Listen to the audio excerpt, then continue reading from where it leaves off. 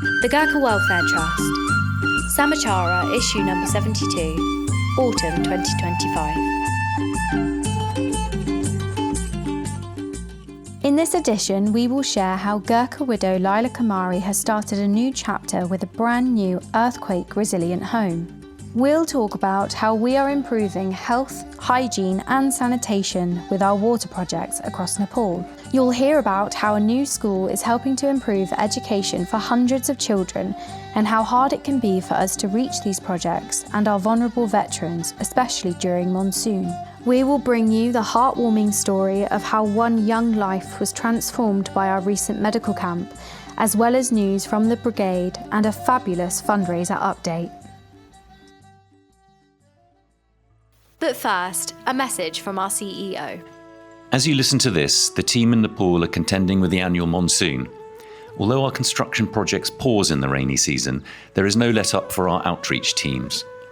Our most vulnerable pensioners rely on their visits, delivering vital medication and equipment, and checking on their welfare, despite the challenges out in the field, such as rainstorms, floods, mud and landslides. In recent months, we have been saddened by the loss of two prominent figures in the Gurkha community. They will both be sorely missed. Colonel David Hayes led a distinguished military career that spanned nearly 4 decades and held a deep affinity with the Gurkha community. A tireless advocate for Gurkha welfare and heritage, David also served as a trustee of the Gurkha Welfare Trust for many years. Major Mani Kumar Rai was an inspirational soldier during his service in the British Army, and I had the privilege of serving with him. He went on to become an exceptional Brigade of Gurkhas secretary. Those of us who had the huge privilege of knowing him will remember his unwavering sense of duty, strength of character, deep sense of humour, and generous spirit. As always, I'm grateful for everything you do to support our work, for your generous donations, your time volunteering at events, and your efforts to raise funds through some quite extraordinary challenges. Thanks to your kindness, we will continue to weather the monsoon storms and work hard to ensure that Gurkha veterans and their communities are able to live in safety and with dignity.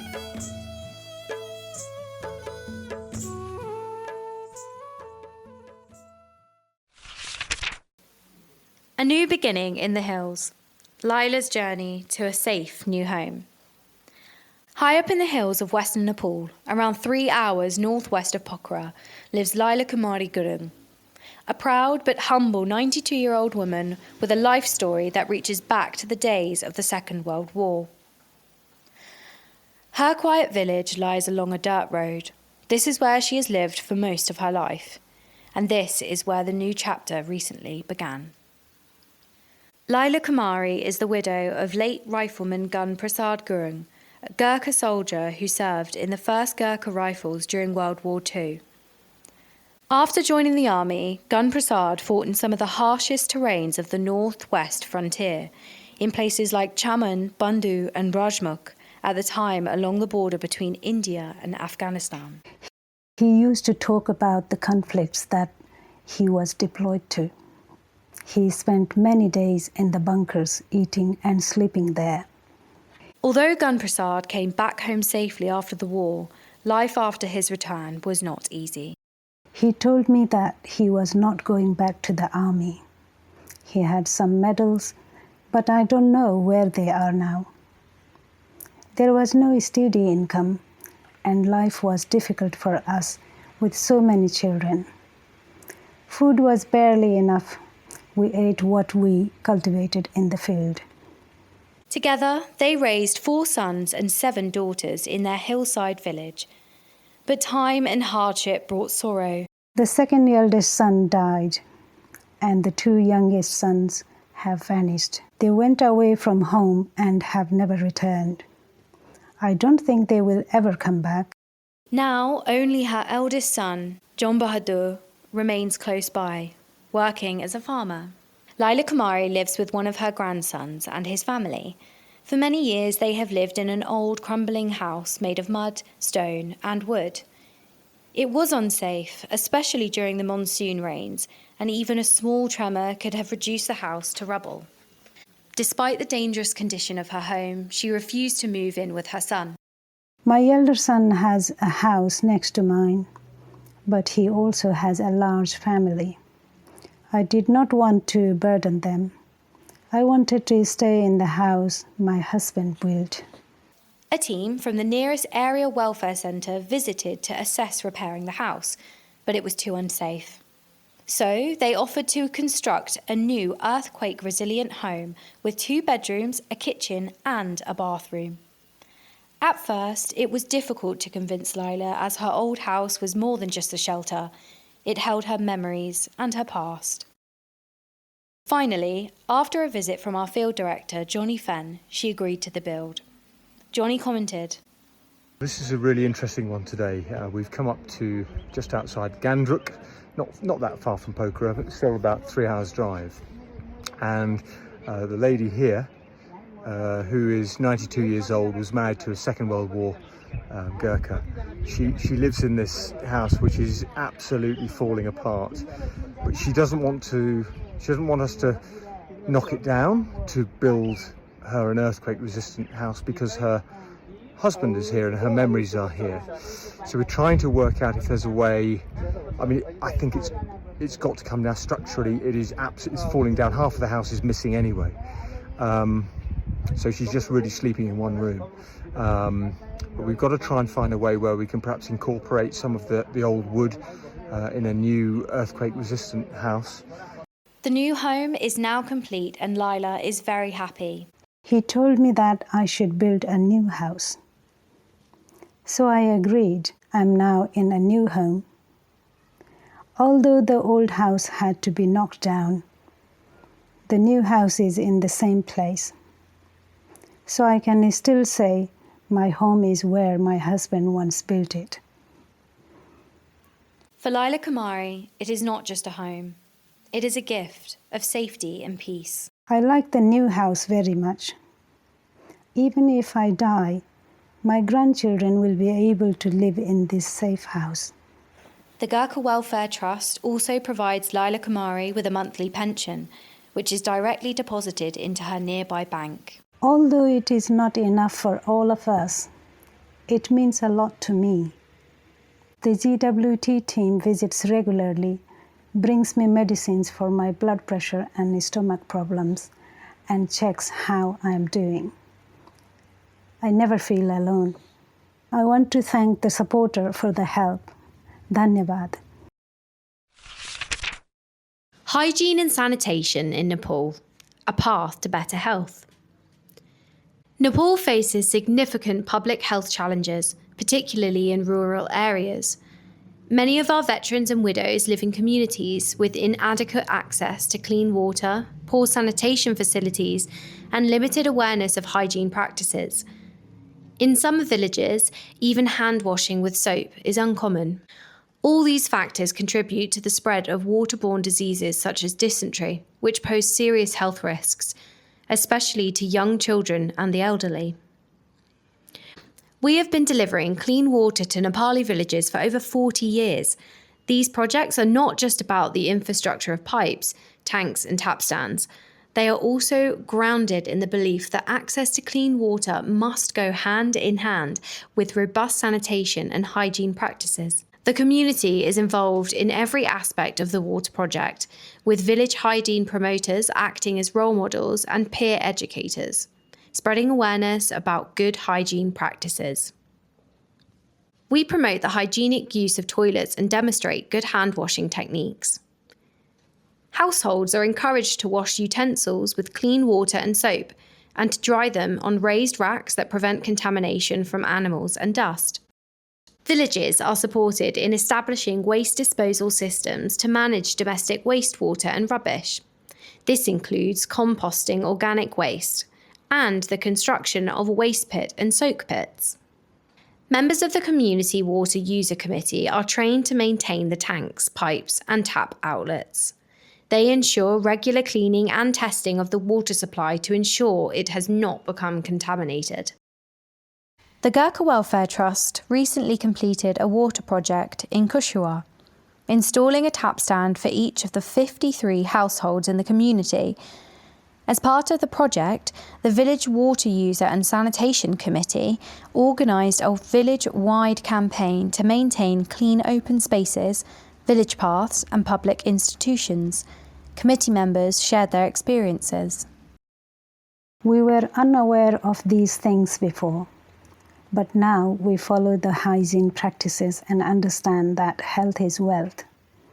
The GWT project supervisor kept encouraging us to build waste management pits, soak pits, and dish drying racks. That made a real difference. After the information of the committee, we carried out several socially focused activities that raised awareness in our community about the importance of keeping our environment clean. Some households have been started using Doko baskets to collect and manage waste. We are grateful to GWT for making this possible by encouraging the use of local, cost-effective resources. Sri Saraswati Secondary School in Kotang district was established in 1954 by the local villagers, initially operating from temporary thatched shelters. After a setback in 1988 when an earthquake destroyed the buildings, the school was repaired and expanded over the years. The school has 262 students, with about 90% of them attending school regularly. Attendance is more difficult for girls, primarily due to household responsibilities.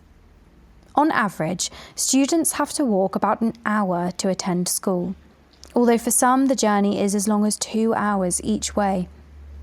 The road to the village is rough and steep and inaccessible in the monsoon. During heavy rainfall, even the footpaths students take across fields and rivers can be impassable. As Saraswati is a government school, the fees are minimal, with a small charge for exams and computer usage. But some families struggle to afford even this. We heard a story from one student whose family was so poor he resorted to collecting manure from nearby homes to raise the money. Fortunately, he is now being assisted by a scholarship fund. After an initial recce, the report indicated that out of 17 classrooms, 12 were deemed unsafe for use and the rest in need of refurbishment. Issues included leaking roofs, rooms without windows or windows that wouldn't close, unfinished plastered walls, and damaged wooden floors. The old buildings were not built to withstand earthquakes, posing a constant risk to students and staff in the event of seismic activity. Toilet facilities were inadequate, with no changing rooms for girls or hygienic disposal facilities for sanitary pads. The water supply was unreliable and often contaminated by sand and mud.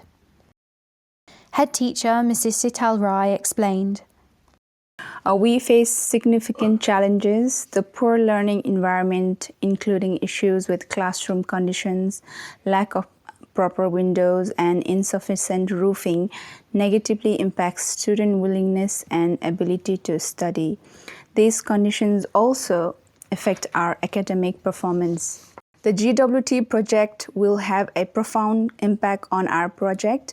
It will significantly enhance the quality and quantity of educational resources, as well as boost the motivation among both teachers and students. Furthermore, with better infrastructure, we can introduce modern teaching aids such as projectors, small TVs, and computers. These tools will improve the learning experience and help students grasp concepts more effectively. The project was completed early 2025, with 2 new blocks providing 12 classrooms and refurbishment of another 4 classrooms. We provided a disability-friendly toilet block, classroom and library furniture, an incinerator, water taps and improved boundary fencing. The handover ceremony was a proud moment for the Gurkha Welfare Trust staff. In just a year, a safe and clean space has been created where children can learn, laugh, and grow. No more fear, no more limits, just the assurance of a better education for all. Keeping our teams on the road.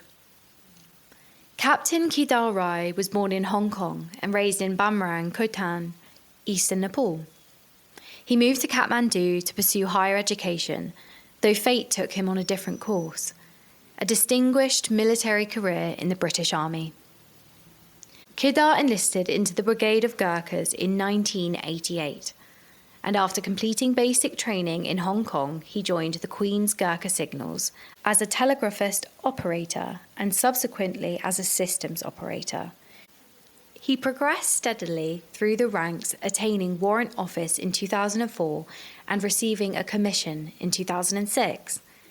Kedar served in diverse locations, including Hong Kong, Brunei, Kenya, Denmark, Germany, the UK, and Nepal. Operational deployments included tours in Bosnia and Kosovo during the 1990s, a deployment to Iraq in 2001, and his final tour in Afghanistan in 2008. After nearly 3 decades of committed service, Kedar retired from the British Army in May 2016, leaving behind a legacy defined by professionalism, resilience, and honour. He joined the Gurkha Welfare Trust 9 years ago. I had the privilege of serving in Nepal with the British Gurkhas, where I witnessed firsthand the purpose and impact of the then Gurkha Welfare Scheme. The experience gave me a profound understanding of the challenges faced by destitute veterans and their dependents. I hold a deep sympathy for those who served with honor during the Second World War, the Malayan emergency, and the Borneo confrontation, only to return home with little to support their post-service lives. Hence, the establishment of the Gurkha Welfare Trust in 1969 to help ensure dignity in their twilight years. For me, joining GWT was not merely a career decision, it was a connection of heart and mind. It brings me immense fulfillment to contribute to an organization devoted to upholding the dignity and well-being of those who gave so much. Kedar is based at our Area Welfare Centre in Duran and coordinates home visits for the field team. He explained why these visits are so important and told us about the challenges of Nepal's rugged environment and climate. Home visits provide vital financial and medical support to vulnerable pensioners who are not fit enough to travel to the Area Welfare Centre. We deliver their monthly pension, prescribe medicines, and provide medical equipment such as walking sticks, walkers, commode chairs, wheelchairs, hospital beds, oxygen concentrators, and specialised mattresses. They also enable us to check on the pensioners' health and assess whether they need any additional support. This could be the construction of a new toilet or kitchen, roof replacement, house refurbishment, provision of a new earthquake-resilient home, or even water supply. We can bring bedding materials or even food based on the individual needs. Home visits can be conducted by 4x4, motorbike, or on foot. We are constrained by limited availability of 4x4s and motorbikes, so staff will choose the most practical option based on terrain, urgency, and accessibility. While Nepal's road infrastructure has seen measurable progress in the recent years, significant challenges remain. Many remote areas of the country lack consistent road access, isolating communities from essential services and support. Conditions worsen during the monsoon season, when dirt and gravel roads often become impassable to vehicles. Roads are blocked by landslides or eroded by heavy rain, rivers burst their banks, and bridges become obstructed by debris. In these conditions, teams can only reach their destination by motorbike or even on foot. Travelling to visit our beneficiaries can involve long and arduous journeys. For instance, in Duran, a one-way journey to reach a beneficiary can take up to 5 hours on unmade roads, often involving stops to clear obstacles or dig a vehicle out of mud. Long visits require a field team to find overnight accommodation, so staff may utilise hotels or tea houses or set up tents in the field. In the most remote or underserved areas, Staff are expected to be self-sufficient, so will travel equipped with tents and bedding, food supplies and cooking equipment. Cooking a meal or making tea by the side of the road is all in a day's work. Home visits are typically conducted in pairs or teams, ensuring their safety en route and enabling a better interaction with our beneficiaries. On arrival at the pensioner's home, staff deliver the monthly pension and assess any other welfare needs. Medical staff carry out a medical examination, dispense medication, and identify any follow-up actions required. On a recent visit, an elderly veteran expressed his immense gratitude for this support. Gurkha Welfare Trust has been the lifeline. Thank you. Gurkha Welfare Trust and generous donors, we cannot ask for more.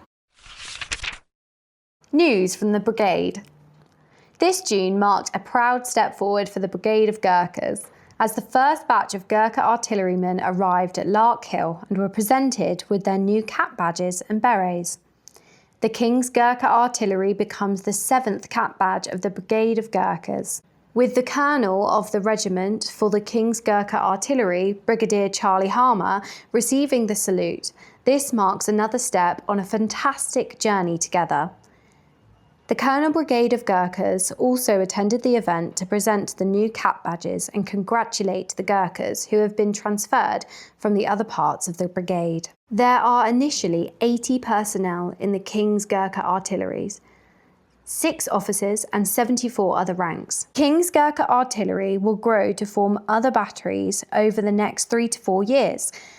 It will be responsible for providing close support artillery batteries as part of the Royal Artillery and give new opportunities to the soldiers of the Brigade of Gurkhas. This represents a new employment prospect and gives existing and new Gurkhas more choice on where they serve, alongside an avenue for career development. A group from the Gurkha Welfare Trust office in Salisbury had a taste of life on camp when we visited the 250 Gurkha Signal Squadron, part of the 30 Signal Regiment based at Gamecock Barracks, Nuneaton. It was a day packed with activities and a welcome opportunity to learn about the day-to-day life of the serving Gurkhas. It was an early start with breakfast in the mess before we joined the day's PT session. We soon discovered that it was the day for running drills, which involved laps around the camp in torrential rain. After drying off, we headed to the Globetrotters Bar, the nickname earned by the Signals due to their deployments across the globe in the course of duty. A highly informative introduction to the Queen's Gurkha Signals was followed by a tour of the camp and a visit to the Gurkha Temple. Next up, we had a taste of the training that young Gurkhas go through to get them ready for exercises. Surviving skills covered building shelters, camouflage, and what to pack for operations. We had our first taste of a ration pack for lunch, and it was not so bad. The final part of the tour was the Heritage Rooms, an amazing collection of photos, letters, trophies, and memorabilia going back to the formation of the Royal Gurkha Signals in 1948. All of this gave us an appetite for the evening, messing, which of course involves delicious Nepali curries. It was an absolute privilege to spend a day with the Gurkhas, and we were hugely impressed by their dedication and commitment. We also learnt how important it is to them to protect and preserve their legacy. We often talk about how strong and courageous the Gurkhas are, and after a PT session chasing them around camp, we also learnt they are very fast and have a wicked sense of humour. Thank you, Queen's Gurkha Signals, for hosting the most fantastic visit. Journey to becoming a Gurkha, my story. Born and raised in Tarahara, a small town in eastern Nepal between Itahari and Dharan, I grew up with a dream to become a Gurkha. This ambition was inspired by my mother's wish during pregnancy and fueled by the legacy of my uncles and cousins who served in the army. After completing school, I joined a training academy in Dharan. While enrolled in college, I dedicated myself to training for Gurkha selection, staying back at the hostel during weekends to push myself harder. My first attempt at selection ended in disappointment. It was a difficult time personally and emotionally. But I used that setback as motivation, and through renewed determination, I succeeded in my second attempt during 2019 to 2020 intake. I will never forget hearing the selection officer's word. बधाई छ तपाईलाई भर्ती हुनुभएको छ. Congratulations, you have been selected for the British Army. Arriving in the UK was a moment of mixed emotions. The cold climate and new environment in Catterick posed fresh challenges.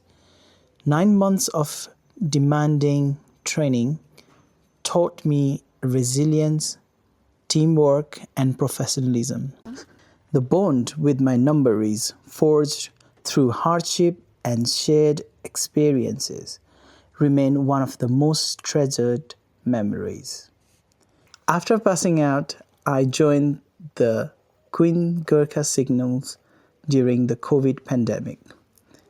Due to our record intake size, we completed our induction at Altkar camp before moving on to the trade training at Blandford. A year later, I became a fully qualified soldier.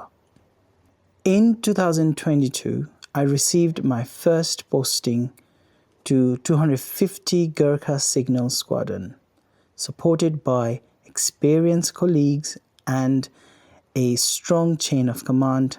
I have grown both professionally and personally. The Army has provided incredible opportunities, from deployments to Iceland, Latvia, Brunei, and Austria, to experiencing diverse culture and strengthening the bond of our community. I'm deeply proud to be part of the historical Gurkha legacy, following in the footsteps of our forefathers. I look forward to serving with honor in the year ahead. The heartwarming journey of Chandan Shahi. In the quiet village of Gyampura lives a remarkable 10-year-old boy named Chandan Shahi. 4 years ago, his life changed forever when a playful moment with friends ended in a tragic accident involving a JCB machine. The incident led to the amputation of his left forearm, thrusting Chandan into a world of physical and emotional challenges at a very young age. Chandan's family received a compensation of 1.4 million Nepali rupees, which was initially used for treatment in India. Unfortunately, a significant portion of the money was held by his uncle, a police officer. As a result, the family struggled to afford ongoing care and rehabilitation. Chandan's mother shared how difficult life had become for her son. He struggled with basic daily tasks and felt increasingly isolated from his peers. Everything changed when the family heard that the Gurkha Welfare Trust would be running a specialist outreach medical camp in Dadeldura.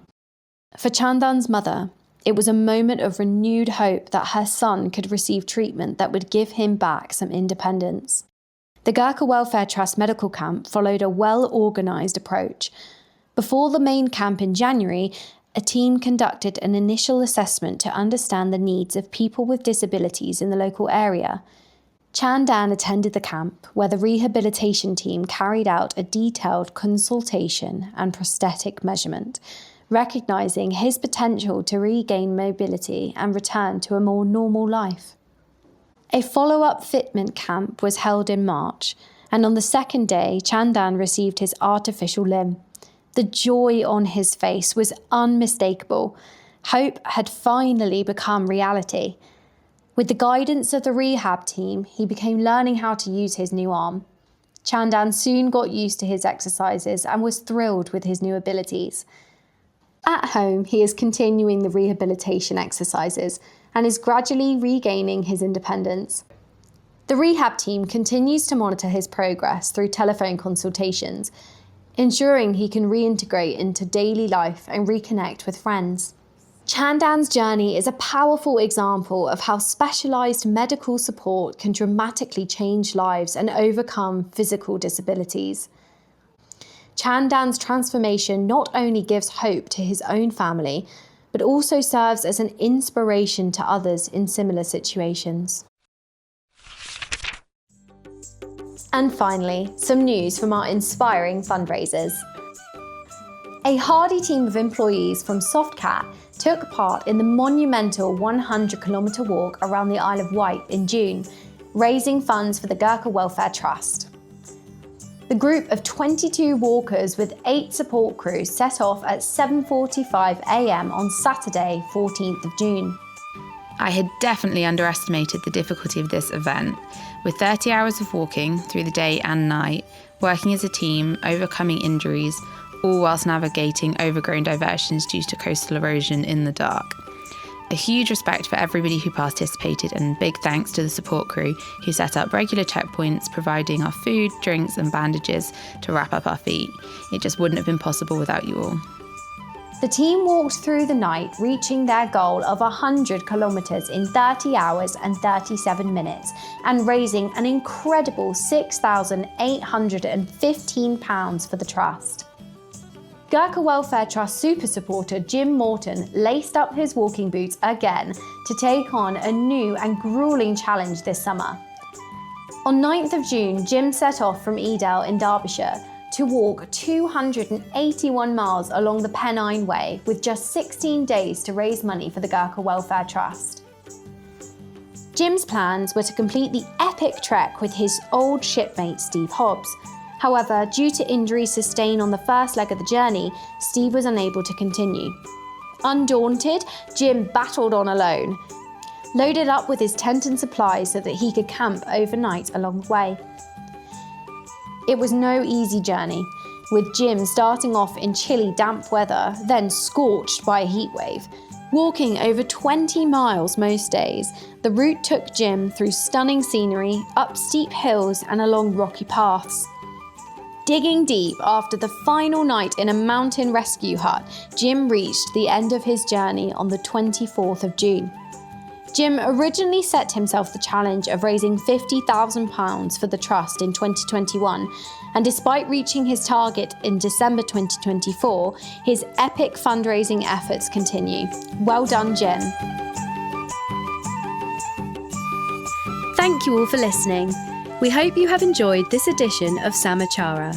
For more information about our work in Nepal, visit www.gwt.org.uk. Until next time, Namaste.